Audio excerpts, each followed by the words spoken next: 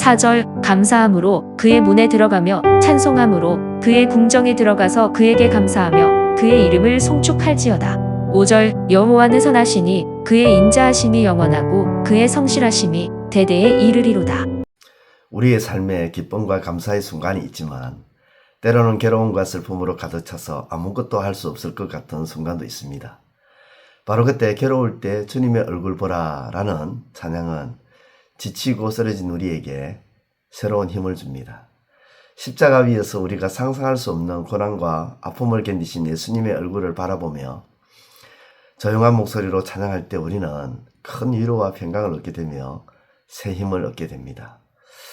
오늘 본문인 시편 100편의 말씀은 하나님께 감사와 찬송을 올려드리는 시편입니다.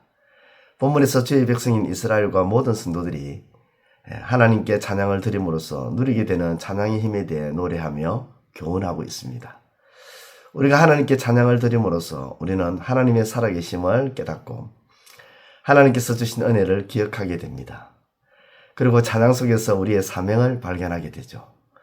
날마다 하나님을 찬양하며 찬양의 힘을 경험하게 되시기를 우리 주님의 이름으로 축원드립니다. 본문을 보면은 먼저 찬양은 우리를 하나님과 가깝게 만들어주죠. 우리는 찬양을 통해 하나님의 집의 문에 들어가고 하나님의 궁정에 들어가게 됩니다. 4절을 보면 감사함으로 그의 문에 들어가며 찬송함으로 그의 궁정에 들어가서 그에게 감사하며 그의 이름을 송축할지어다. 우리는 찬양을 통해 하나님의 살아계심을 다시 한번 깨닫게 됩니다. 그리고 나를 향하신 하나님의 얼굴을 구하고 하나님의 도우심을 받게 됩니다. 우리는 찬양을 통해 하나님과의 친밀한 관계를 맺고 하나님과의 교제를 즐기고 하나님과의 동행을 경험합니다. 찬양은 우리를 하나님과 가깝게 하므로 우리는 항상 찬양을 해야 합니다. 또 성경의 인물들 중에 다윗을 기억해 보면 우리가 알 수가 있죠. 그는 들판에서 홀로 양을 칠 때에 하나님을 찬양했습니다. 그가 대적들에게 쫓겨 죽음 직전까지 갔을 때에도 하나님을 찬양했고 마지막에 그가 왕이 되어 하나님의 법궤를 시온성으로 옮겨올 때에도 온 몸과 마음을 다해서 하나님을 찬양했습니다. 다윗은 하나님을 찬양하며 찬양할수록 자신을 보호하시고 동행하시는 하나님을 가깝게 느꼈습니다. 우리도 다윗처럼 두려울 때나 염려가 되고 걱정이 될 때, 기쁘고 즐거울 때 하나님을 찬양하며 하나님께 가까이 나아갈 수 있기를 바랍니다. 두 번째로 찬양은 우리를 감사하게 합니다. 우리는 찬양을 통해 하나님의 은혜와 축복을 기억하고 하나님의 선하심과 인자하심을 감사할 수 있게 됩니다. 4절을 보면 감사함으로 하나님의 집의 문에 들어가고 감사함으로 하나님의 성호를 송축한다 노래하고 있습니다. 왜냐하면 하나님께서 이스라엘을 위하여 베푸시고 행하신 놀라운 일들이 있기 때문입니다. 찬양을 하면 할수록 주께서 내려주신 은혜와 복에 감사할 수밖에 없습니다. 우리는 찬양을 통해 하나님께서 행하신 일과 하실 일을 믿고 하나님의 성실하심과 능력을 깨닫게 됩니다. 우리는 찬양을 통해 하나님의 뜻과 계획을 인정하고 하나님의 영광과 즐거움을 함께 누리게 됩니다. 찬양은 우리를 감사하게 하므로 우리는 찬양을 해야 합니다. 사무엘하 22장에 다윗이 모든 원수들의 손에서 구원을 받고 마침내 왕권을 굳건하게 세운 후에 불렀던 다윗의 찬양이 기록되어 있습니다. 다윗은 이 찬양에서 지금껏 자신을 보호해 주신 하나님의 은혜에 감사하며 주의 이름을 송축하리이다. 그렇게 결론을 냈습니다. 감사한 일들이 많으십니까? 하나님을 찬양하시기를 바랍니다. 더 많은 감사의 제목들을 하나님께서 주실 것입니다. 찬양은 세 번째로 찬양은 우리를 변화시켜 줍니다. 우리는 찬양을 통해 하나님의 말씀에 순종하고 하나님의 성품을 닮아가게 됩니다. 5절을 보면 여호와는 선하시니 그의 인자하심이 영원하고 그의 성실하심이 대대에 이르리로다. 하나님을 찬양하면서 하나님이 선하시고 인자하시며 성실하시다는 사실을 다시금 기억하게 됩니다. 하나님의 성품을 노래하며 찬양하며 찬양하는 저자 역시 하나님을 닮아 선한 삶과 인자 나눔 그리고 성실한 하루를 살아가게 됩니다. 예수님의 어머니 마리아는 천사가 수태 소식을 전하고 난 이후에 예루살렘 근처에 친척 엘리사벳을 방문합니다. 그리고 나이가 많아 잉태하지 못하는 엘리사벳이 잉태한 지 6개월이나 되었음을 알고 하나님을 찬양합니다.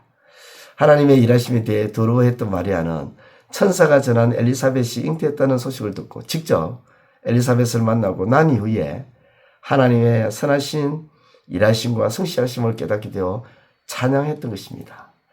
오늘 우리는 찬양을 통해 하나님의 사랑과 자비를 나누고 하나님께서 우리에게 주신 사명을 이루어 나가야 합니다. 우리는 찬양을 통해 하나님의 선하고 인자하시며 성실하신 성품을 세상에 드러내고 찬양 속에서 변화된 우리의 새로운 성품을 사람들에게 나타내야 됩니다. 오늘도 목소리 높여 하나님을 찬양하는 가운데 하나님의 성품을 닮아가는 하루가 되시기를 우리 주님의 이름으로 축원드립니다. 기도드리겠습니다. 하나님 아버지 감사합니다. 찬양을 통해서 하나님과 가까워지게 하여 주시고 찬양을 통해서 우리의 성품이 변화되게 하여 주시고 찬양을 통해서 하나님을 닮아가는 우리의 삶이 되게 하여 주옵소서. 예수님의 이름으로 기도드리옵나이다. 아멘. 이제 오늘 받은 말씀으로 함께 기도하겠습니다. 첫째, 십자가 위에서 우리가 상상할 수 없는 고난과 아픔을 우리 대신 받으신 예수님의 얼굴을 바라보며 조용한 목소리로 찬양할 때 우리는 큰 위로와 평강을 얻게 되며 새 힘을 얻게 되는 줄 깨닫게 하소서.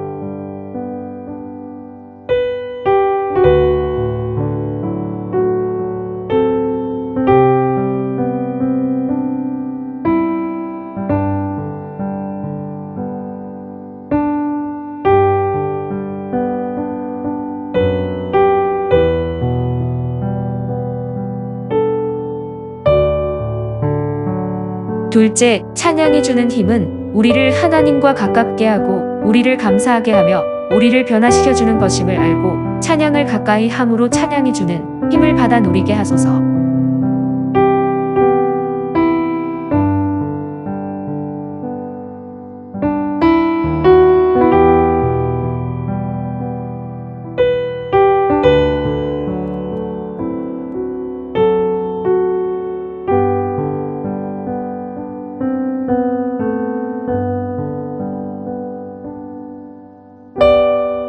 이제 오늘의 기도 제목을 가지고 합심하여 기도하도록 하겠습니다.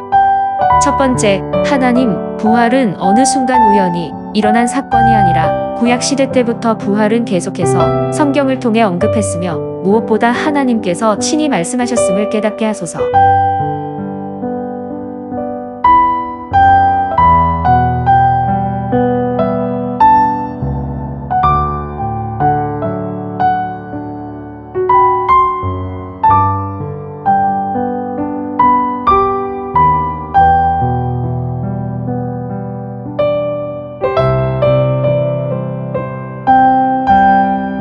두 번째, 하나님, 다른 어떤 종교와 다른 기독교의 특징은 바로 부활의 종교임을 기억하며 구약시대에 살던 수많은 믿음의 선진들도 부활의 신앙 가운데 살았음을 기억하며 부활을 믿음으로 살게 하소서.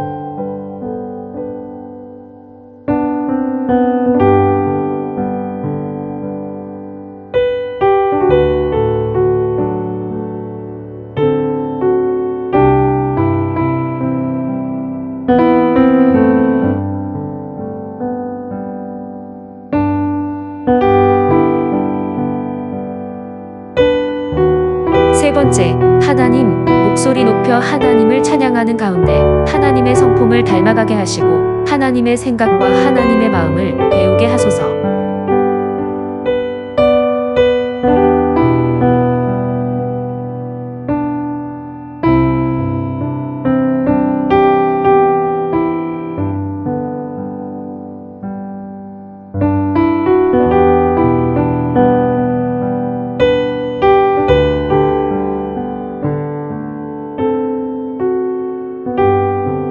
이제 개인의 기도 제목을 가지고 하나님 앞에 기도하시기를 바랍니다.